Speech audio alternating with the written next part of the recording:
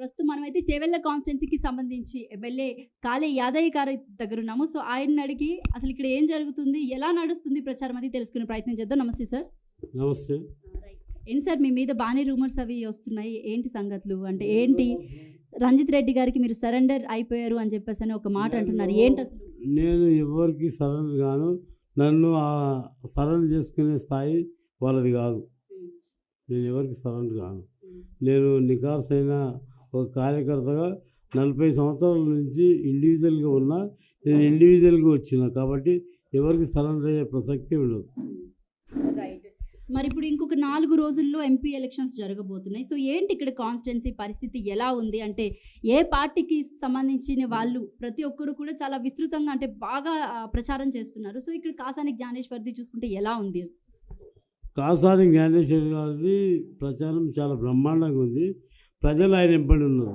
ఎవరైతే కార్యకర్తలు లీడర్లు ఉన్నారో, లీడర్లు అనుకునే వాళ్ళు పోయినరో, వాళ్ళు అక్రమంగా భూములు దందలు చేసిన వాళ్ళు, అక్రమంగా డబ్బులు సంపాదించిన వాళ్ళు, రియల్ ఎస్టేట్ దందలు చేసిన వాళ్ళు, వాళ్ళ ఆస్తులు కాపాడుకోవడానికి దాచుకోవడానికి వాళ్ళ ఆస్తులు కాపాడుకోవడానికి పోయింది తప్ప నిజమైన నికార్సైన కార్యకర్తలు ఎవరు పోలేదు. మరి రంజిత్ రెడ్డి ఇంతకు ముందు చేవెళ్ళ కాన్స్టిట్యున్సీ నుంచి ఆయన పోటీ చేశారు. అలాగే మొన్నటిదాకా బీఆర్ఎస్ పార్టీలో ఉన్నారు. సో ఆయన పార్టీ మారడం గురించి మీరేమైనా చెప్తారా? తప్పకుండా చెప్తామండి. ఇప్పుడు రంజిత్ రెడ్డి అంటే ఎవరో తెలియదు మాకు. 2018-19 ఎలక్షన్లో ఆయన వచ్చిండు. అప్పటిదాకా మాకు తెలియదు.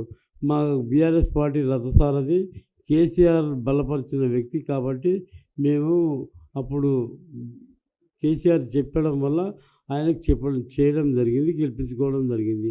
తర్వాత ఇప్పుడు ఆయన పార్టీస్ పెట్టిపోయినట్టే మరి మమ్మల్ని అందరినీ మోసం చేసిపోయినటువంటి సందర్భం ఉంది. మరి ఈ పార్టీలో బీఆర్ఎస్ పార్టీ టికెట్ ఇస్తానన్నా కూడా ఎందుకు ఆయన పార్టీ విడిచి వెళ్ళిపోయారు? అసలు కారణాలు ఏమై ఉంటాయంటారు? కారణాలు అంటే ఏమున్నాయో ఆయన పర్సనల్ విషయాలు మాకు తెలియయి.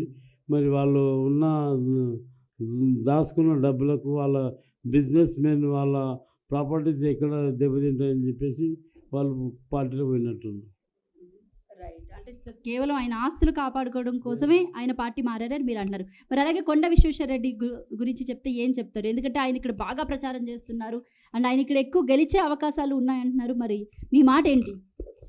కొండ విశ్వేశ్వరరెడ్డి అంటే ఆయన కూడా 2014లో మరి కేసీఆర్ ఉద్యమం సమయంలో ఆయనతో కలిసి కొండ రంగారెడ్డి మన్మడ అని చెప్పేసి ఒక బ్రాండ్ అని చెప్పేసి ఆయనను 14లో ఎంపీగా నిలబెట్టి గెలిపించుకోవడం జరిగింది.